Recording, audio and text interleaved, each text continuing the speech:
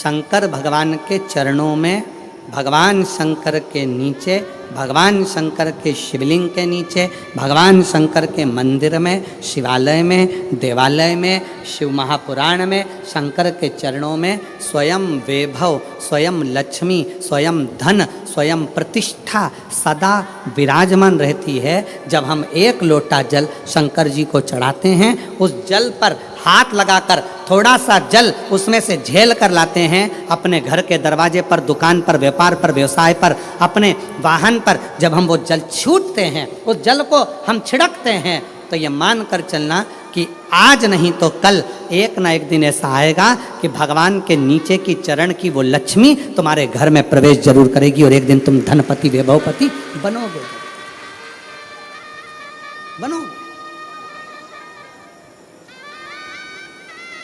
और शंभु शरणे पड़ी मांगू घड़ी रे घड़ी, दुख काटो दया करी न दर्शन आपो। शंभु शरणे पड़ी मांगू घड़ी रे घड़ी, दुख काटो दया करी दर्शन आपो। शिव जी को एक लोटा जल चढ़ाना मतलब अपने दुख को समाप्त करना और सुख की राह खोल देना। ये शिव महापुराण की कथा कहती है। एक लोटा जल हमारे दुख को समाप्त करता है और सुख का मार्ग खोल देता।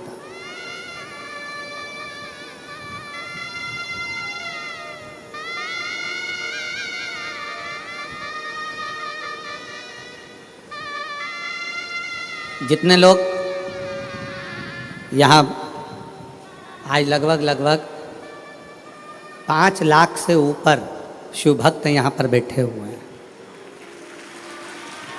पंडालों की कैपेसिटी से ज़्यादा भरे पड़े, जितने अंदर उससे ज़्यादा बाहर अपना अपना चादर छाता लगा कर लोग बैठे हुए हैं। कुछ गाड़ी के अंदर बैठकर कोई कहीं, कोई पेड़ों की छाँव में, कोई बिल्डिंगों की छाँव में, जहाँ तहाँ लोग बैठे।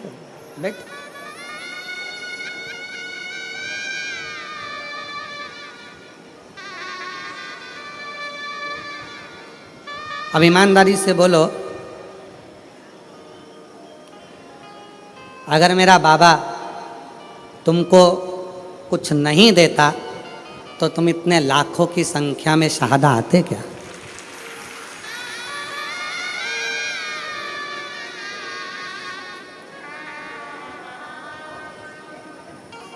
खाली ना जाता कोई दर से तुम्हारे, खाली ना जाता कोई दर से तुम्हारे।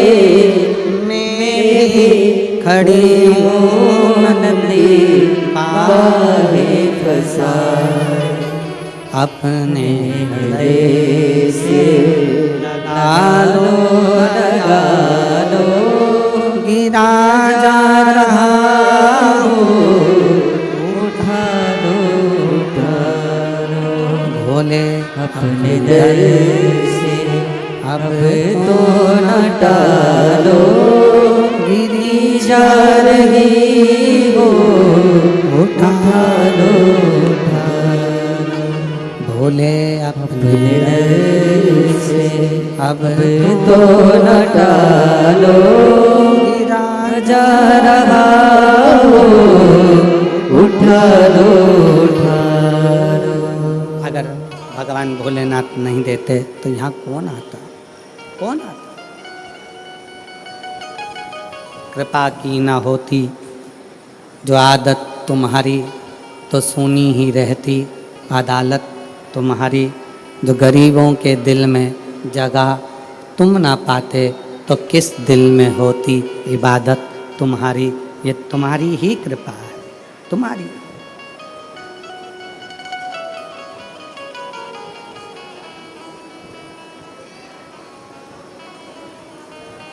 लंका का राजा रावण कैलाश पर्वत को उठा रहा है। क्यों? उसको मालूम है कि इसके नीचे कुबेर का वैभव, कुबेर की सत्ता, कुबेर का आनंद, कुबेर की लक्ष्मी इसी के नीचे है। उठा रहा।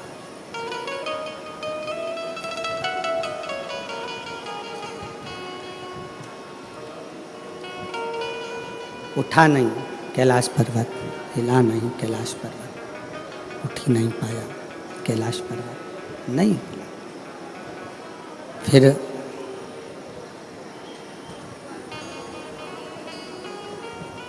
हार गया। जब नहीं उठा, हाथ दब गया, हार गया। फिर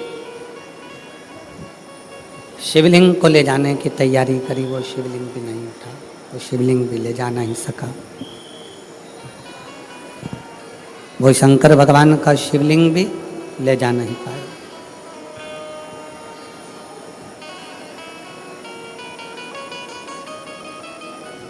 इन हाथों की रकीलें अगर गलत हैं, ज्योतिषी आचार्य ने कह दिया कि ये रेखाएं तुम्हारी गड़बड़ हैं, ये रेखाएं गलत हैं,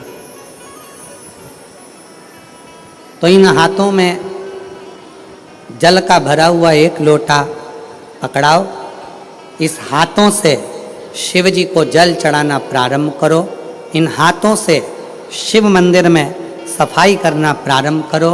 हाथों की रकीलें धीरे धीरे सुलझना प्रारंभ हो जाएगी और तुम्हारा जीवन श्रेष्ठ होता चलेगा, जीवन श्रेष्ठ होगा। ये भाग्य की रेखाओं में, ये भाग्य की रेखाओं में अगर कुछ गलत लिखा गया है, इसको शिव मंदिर में, शिवालय में, भगवान शंकर के चरणों में इस मस्तक को झुकाना प्रारंभ करें।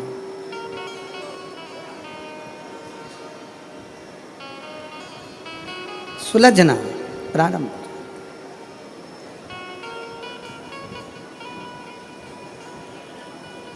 पर उसमें सबसे मूल है अपने मन का संयम।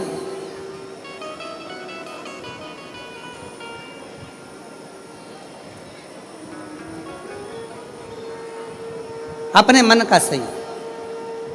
एक प्रश्न आपसे करेंगे, उत्तर दीजिएगा। एक तरफ शैतान है, राक्षस है,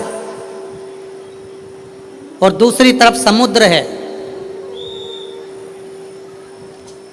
आपसे कहा जाए कि इन दोनों में से एक को चुन लीजिए।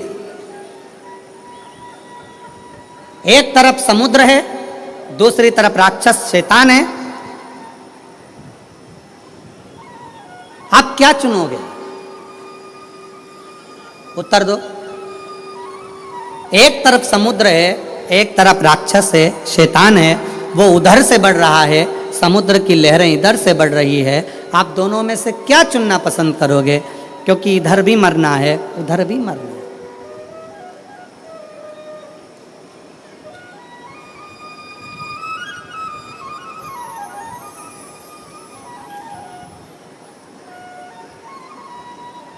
क्या चुनो?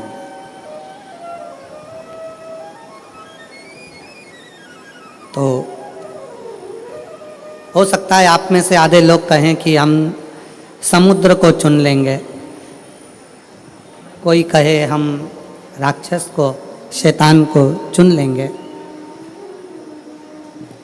परशु महापुराण की कथा कहती है कि समुद्र कितना गहरा है ये आपको मालूम नहीं है, पर वो राक्षस, वो शैतान कैसा है ये आपको मालूम है। तो प्रयास करना कि वो राक्षस को चुनना श्रेष्ठ है, कि कम से कम ये राक्षस है, ये हमको मालूम है, इसको कैसे डील करना है ये हमको मालूम है, ये कैसे इसको संभालना है ये हमको मालूम है। हम उस राक्षस को छोड़कर अगर समुद्र के पास जाएंगे, दिख तो अच्छा रहा है, लहरें भी अच्छी लग रही है, पर यह कितना गहरा होगा और कितनी गहराई में ले जाएगा और कब समाप्त कर देगा पता नहीं चल पाएगा, पता नहीं चल। दिखेगा।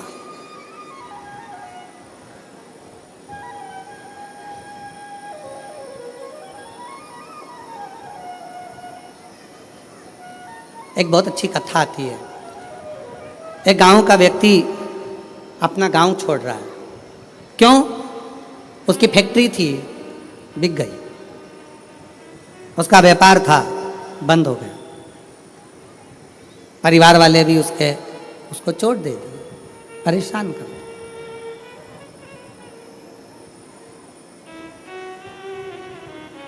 उसने प्लान बनाया कि अब मुझे इस गांव में नहीं रहना है, मुझे ये गांव छोड़ना है, मुझे गांव छोड़कर जाना है।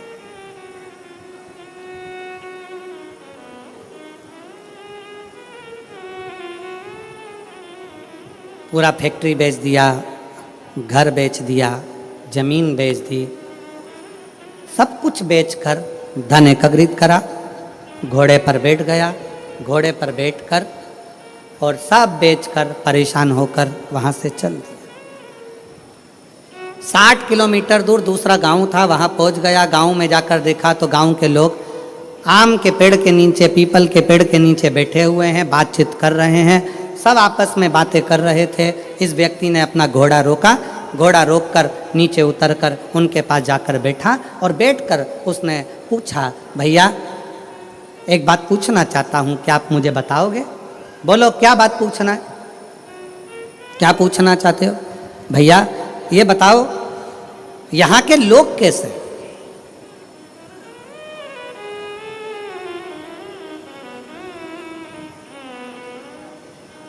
गांव के लोगों ने पूछा तुम कहाँ से आए हो? उसने कहा मैं अपने गांव से आया हूँ, यहाँ से 60-70 किलोमीटर दूर से। मेरा सारा अब वो गांव मैंने छोड़ दिया है और मैं सोच रहा हूँ कि कोई गांव में जाकर बसना है, मुझे किसी गांव में जाकर रहना है मुझे। तुम बताओ यहाँ के लोग कैसे हैं, इस गांव के लोग कैसे हैं? तो गांव के लोगों ने पूछा कि तुम हमसे पूछ रहे हो कि यहाँ के लोग कैसे हैं, पहले तुम बताओ कि तुम जो अपना गांव छोड़कर आए हो वहाँ के लोग कैसे थे?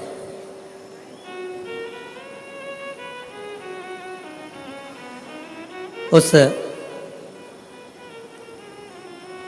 व्यक्ति ने कहा वहां हमारे गांव के लोग इतने दुष्ट, पक्के रावण, कंस की औलाद, इतने गंदे, इतने गंदे, पूछो मत। झूठ, प्रपंच, बेईमानी, छल सब उसमें भरा हुआ है। अच्छा हाँ, अब आप बताओ आपके गांव के लोग कैसे हैं? तो उन्होंने कहा भैया तुम जो बोल रहे हो बिल्कुल वैसे की वैसे ही हमारे गांव के लोग भी हैं। अब उसने मन में सोचा कि अपना गांव का सामान बेच कर आया और यहाँ के लोग भी ऐसे ही हैं, तो क्या मतलब यहाँ रहने से, और आगे बढ़ा। 200 किलोमीटर दूर आगे जाने पर फिर एक गांव में पहुँचा। एक गांव में पहुँचा तो वहाँ पर लोग बैठे हुए थे, बातचीत कर रहे थे। ये उतर कर फिर गया, इसने जाकर पूछा क्यों भैया क्या बात है? गांव के लोगों ने पूछा तुम कौन हो? मैं 200 किलोमीटर दूर मेरा गांव था, सब कुछ बेचकर मुझे बसना है, कोई अच्छा गांव ढूंढ रहा हूं। अच्छा तो अब ये बताओ कि आपके गांव के लोग कैसे हैं? उसने कहा हमारे गांव के लोग, हाँ पहले ये बताओ कि तुम्हारे गांव के लोग कैसे थे? घोड़े पर बैठा हुआ व्यक्ति ने कहा मेरे गांव के लोग, हाँ। उसने विचार करा, अभी पहले वालों को बताया ऐसा ऐसे थे, इसने अब अपनी बात को पलट दिया और यहाँ पर बोला मेरे गांव के लोग एकदम संत तुकाराम जैसे, मेरे गांव के लोग एकदम संत नामदेव जी जैसे, मेरे गांव के लोग मीराबाई जैसे, मेरे गांव के लोग तुलसीदास जैसे, मेरे गांव के लोग तो इतने धर्मात्मा, इतने पुण्यात्मा, इतने भजन करने वाले, इतना कीर्तन करने वाले, इतना मंत्र जाप करने वाले, मेरा गांव का लोग इतना सत्यवादी, पूछो मत। इतने में फिर इसने पूछा अब बताओ तुम्हारे गांव के लोग कैसे हैं? तो सारे गांव वाले एक जैसे बोले बस हमारे गांव के लोग भी तुम जैसा बता रहे हो ना बिल्कुल वैसे की वैसे ही हैं। हमारे गांव के लोग भी धर्मात्मा है, हमारे गांव के लोग भी पुण्यात्मा है, हमारे गांव के लोग भी सत्कर्मी हैं, हमारे गांव के लोग भी संत तुकाराम जी जैसे हैं, हमारे गांव के लोग भी संत नामदेव जी जैसे हैं, हमारे गांव के लोग भी मीराबाई जैसे हैं। तब उस व्यक्ति के दिमाग में आया कि ये बिल्कुल सत्य है। आप कितने भी गांव बदल लो, आप अपनी कितने भी घर बदल लो, आप अपने रिश्तेदार को छोड़कर दूसरे शहर में जाकर बस जाओ, तुम जैसे होगे वैसे ही दुनिया के लोग मिलेंगे। आप अच्छे हो तो दुनिया अच्छी मिलेगी। कितने बदलोगे? शहादा छोड़ा पूना चले गए, पूना छोड़ा मालेगांव चले गए, मालेगांव छोड़ा लातूर चले गए, लातूर छोड़ा नागपुर चले गए, नागपुर छोड़ा मुंबई चले गए, और वहाँ पर भी जाकर के हम तो जैसे थे, हमारे गांव के लोग जैसे पहले थे, जैसे हमारे आसपास के लोग ईर्ष्या रखते थे, जैसे हमारे गांव के लोग वैसा करते थे, वैसे की वैसे यहाँ मिल रहा है। उसका कारण क्या है? ना शहादा बुरा है, ना मालेगांव बुरा है, ना पुणे बुरा है, ना नागपुर बुरा है, ना भोपाल बुरा है, ना इंदौर बुरा है। बुरा कौन है?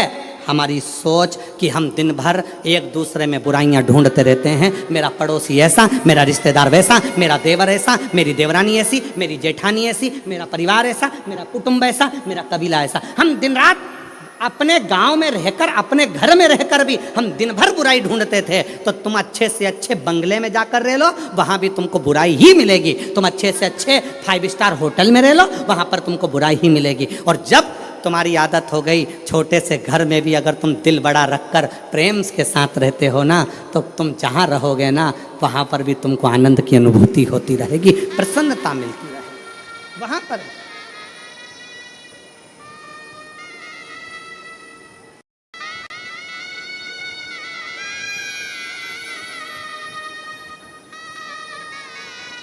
वो कहते जो जैसी भावना लाया वो वैसा ही फल पाया, जो जैसी भावना लाया वो वैसा ही फल पाया।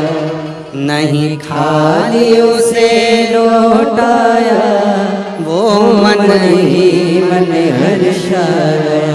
और कर दिया माला माल काशी वाले ने, लुटा दिया भंडार काशी वाले ने, लुटा दिया भंडार काशी वाले। जिस भावना से, जैसी सोच लेकर, जैसा विचार रखकर, जैसा व्यवहार रखकर आप आओगे, वैसा सुख आपकी जिंदगी का एक पत्र है। देखिए,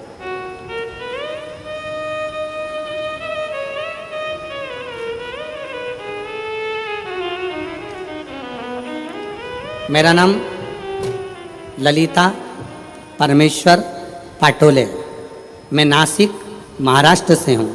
मेरा मोबाइल नंबर ये है।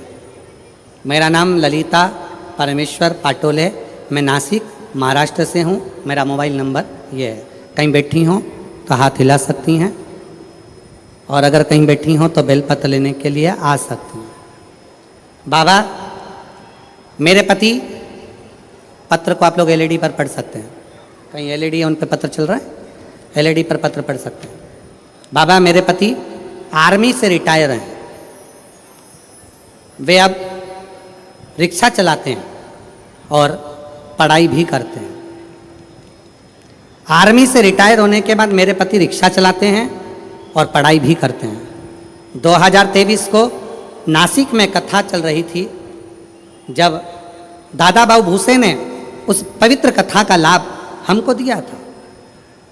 हम लोग नासिक के उस पवित्र कथा को सुन रहे थे। मेरे पति आपको नहीं मानते थे, ना मेरे पति आपको जानते थे ना मानते थे। गुरुदेव, उनका विश्वास नहीं था, क्योंकि मिलिट्री में सर्विस करते थे, जैसी सोच थी वैसे अनुकूल बोलेगा। मैंने अपने पति से कहा, आप भले कथा सुनने मत जाओ, मुझे पंडाल के बाहर छोड़कर आ जाओ। मेरे पति मुझे पंडाल के बाहर छोड़ने आते थे, चले जाते थे। तब वो तीसरे दिन पंडाल में भीड़ के वजह से रुक गए। उन्होंने कहा, भीड़ ज़्यादा है, वापस लेने कैसे आऊँगा? तो उन्होंने गाड़ी खड़ी कर कर तीसरे दिन की कथा में पंडाल में ही रुक गए। पंडाल में रुके। उस दिन धूलिया से एक औरत पैदल आई थी, उसे देखकर मेरे पति के आंखों में आंसू आए। बाबा सबकी सुनता है। उसने उस स्त्री से पूछा, तुम पैदल चलकर धूलिया से नासिक आई हो, तुम्हें बाबा ने क्या दिया? उस महिला ने कहा, मैंने जो मांगा था मेरे भोलेनाथ ने दे दिया, इसलिए मैं पैदल चलकर नासिक तक आई हूँ। नासिक तक आई हूँ।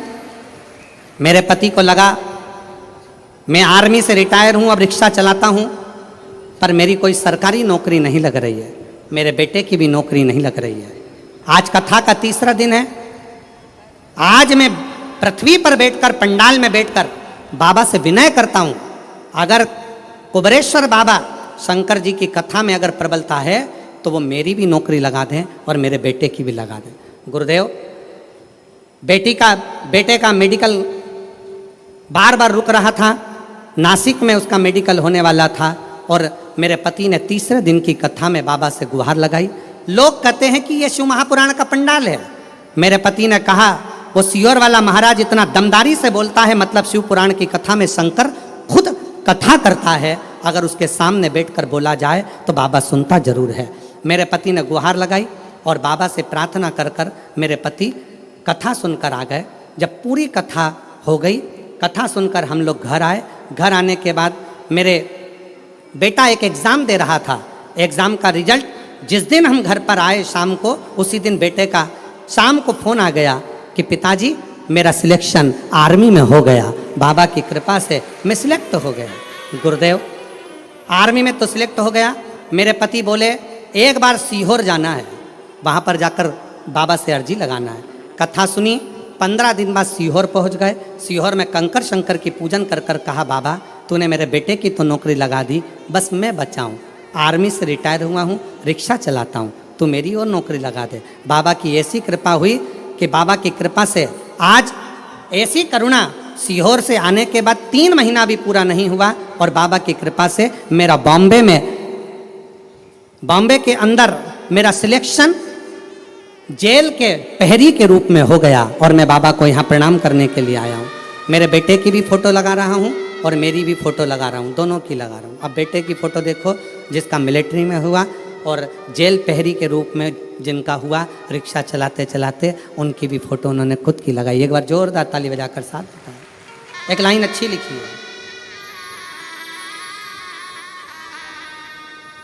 बोलो जरा लाइन को आप लोग बोलो एलईडी पर पढ़ के।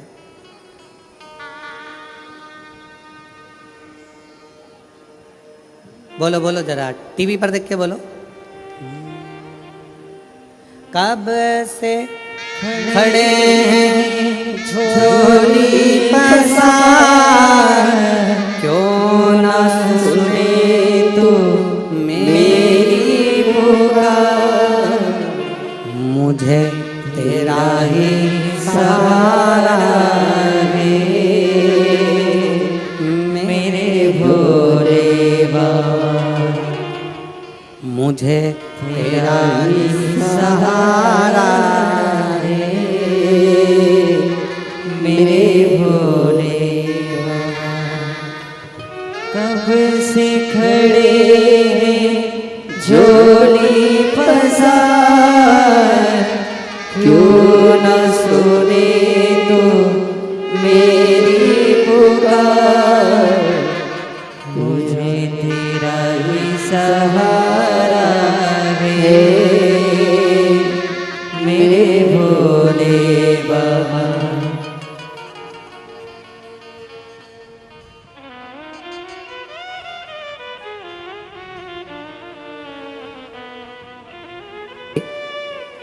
पुनः वापस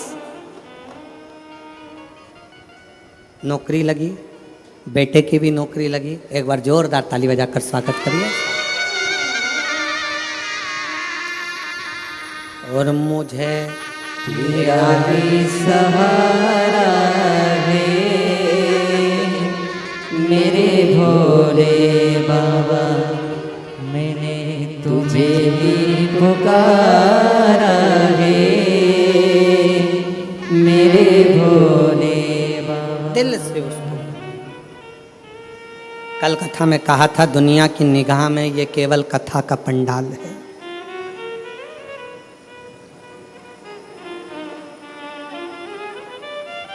दुनिया की निगाह में केवल ये शिव महापुराण की कथा का पंडाल है, पर हम कहते हैं ये केवल कथा का पंडाल नहीं, आपकी किस्मत खोलने की चाबी का पंडाल है, जहां किस्मत खोलने की चाबी मिलती है।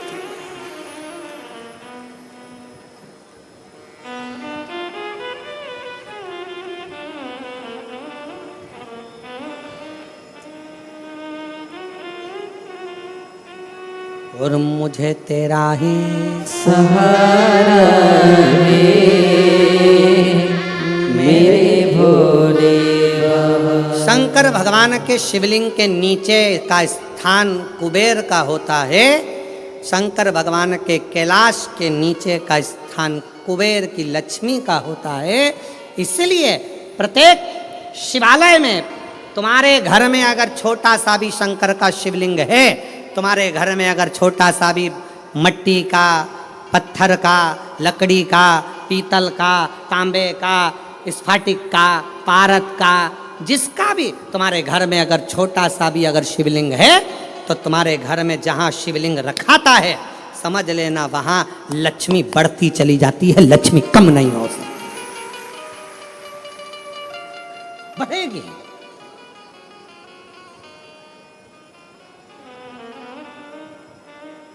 बस दो चीजों का स्मरण रखिए, एक अपने खानदान का, दूसरे अपने खान पान का।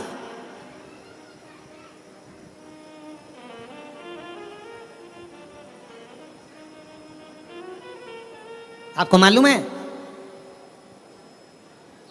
जब अंग्रेजों ने भारत पर हुकूमत करी है, तो उन्होंने विचार करा सबसे पहले कि करा क्या जाए, भारत के लोगों को अपना गुलाम कैसे बनाया जाए। तो उन्होंने सबसे पहला प्रयास करा कि इनके खानदान मिटाए जाएं।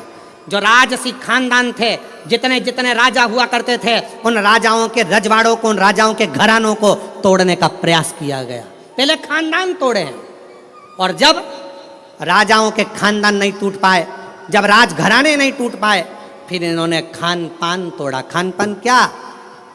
गलत तरह का भोजन विदेश से बुलाते थे और भारत के लोगों को वो गलत तरह का भोजन कराते थे।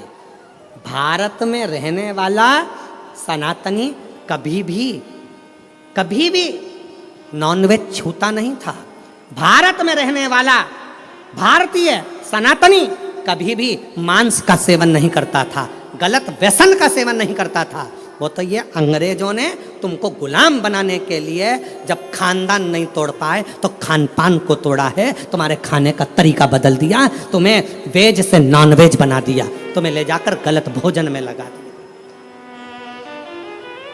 गलत भोज।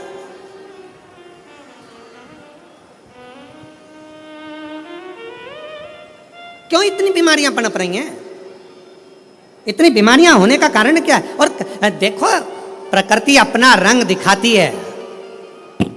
जिन जिन देशों में जिंदा जिंदा जीवों को तलकर तड़फा कर मारते हैं, उन देशों की हालत आज देख लो कि ऐसा भूकंप आया कि बिल्डिंगें धाती चली गई, और कितने लाख, कितने लोग उस बिल्डिंग में दब दब के मर गए। लोगों को मालूम तक नहीं है कि कितने मर गए, कितने मरे।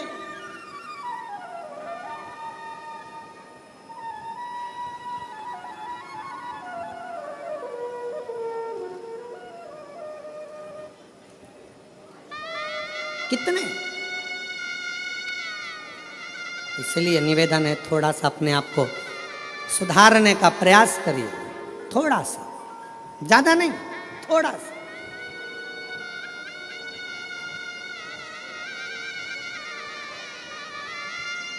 जो गलती हो गई, अभी तक जो गलती कर ली, उस गलती को अब छोड़ने का प्रयास करो। मदिरा के नशे में हो, मदिरा छोड़ने का प्रयास करो। गलत भोजन के चक्कर में हो, छोड़ने का प्रयास करो।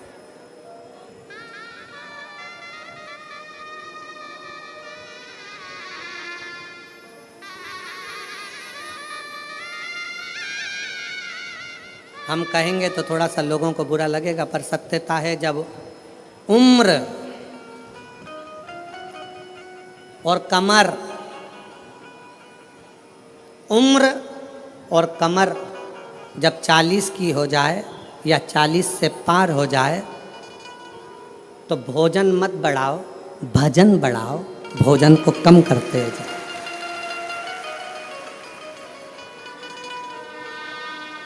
जम के बोलो जरा, क्या? उम्र और, अरे अरे अच्छे से बोलो, उम्र और कमर जब 40 की हो जाए तो भोजन की मात्रा नहीं बढ़ाना है, भजन की मात्रा बढ़ाना है। भोजन की मात्रा कम करो और भजन की मात्रा को बढ़ाते चलो, बढ़ाते चलो। विठ्ठल विठ्ठल विठ्ठला, बढ़ा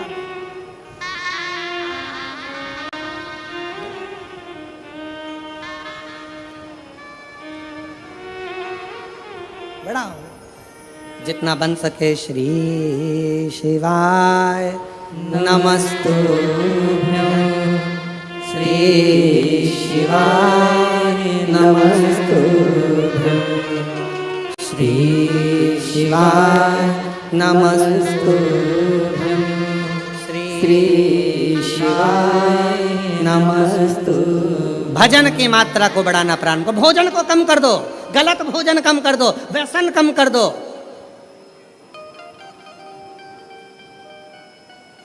गलत विचार कम कर दो, गलत सोच कम कर दो।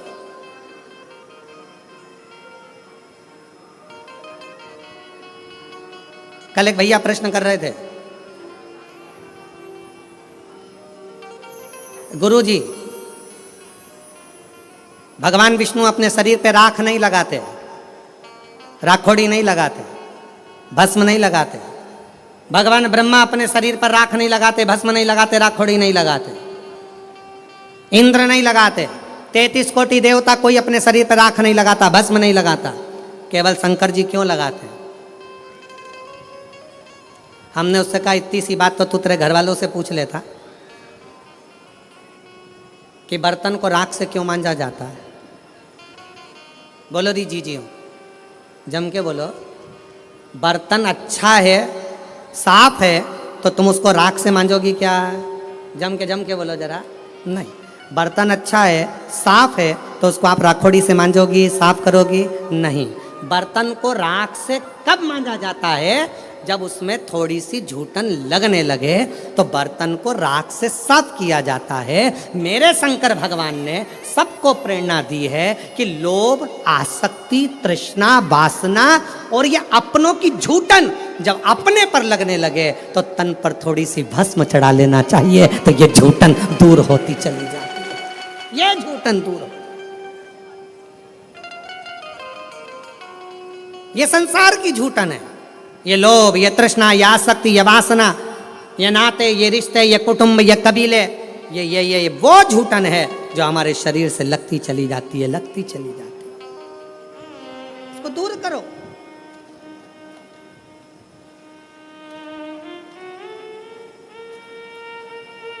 अच्छा अच्छा ट्यूब लगाओगे ना, क्रीम, अच्छा अच्छा खूब सारा सारा पाउडर, क्रीम, और वो नीले कलर का ऐसा,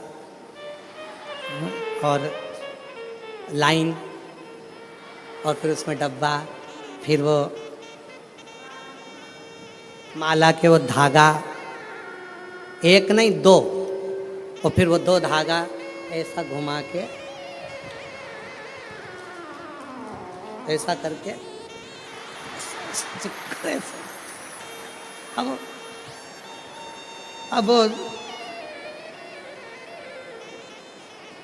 अब तुमने जितना क्रीम लगाया है, तुमने जितना स्नो लगाया है, तुमने जितना पाउडर लगाया है, ईमानदारी से बोलो, इतना क्रीम पाउडर लगा के तो लोग तुम्हारे पास में आएंगे ही आएंगे।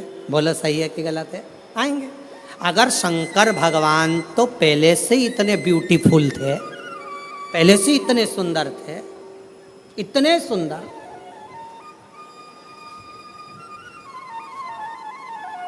वो कहते हैं ना भोलेनाथ ब्यूटी फूल।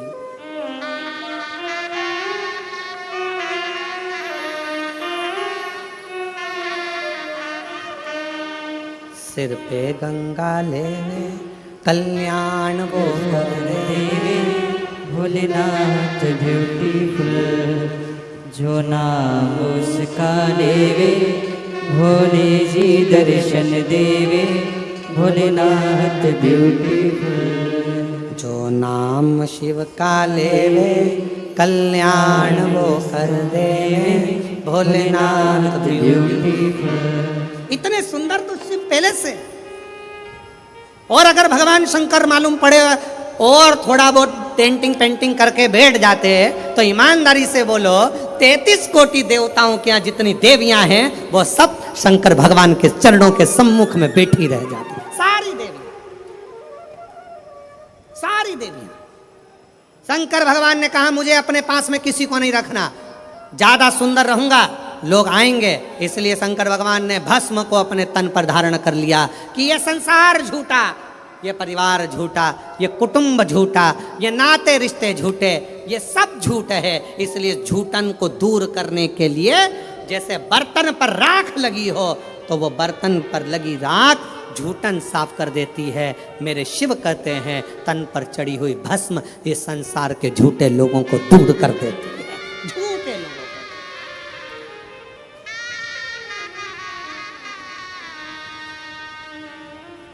जो नाम शिव का ले कल्याण जी दर्शन देवे भोलेनाथ ब्यूटीफुल। शिव स्वयं तन पर भस्म धारण करते हैं, स्वयं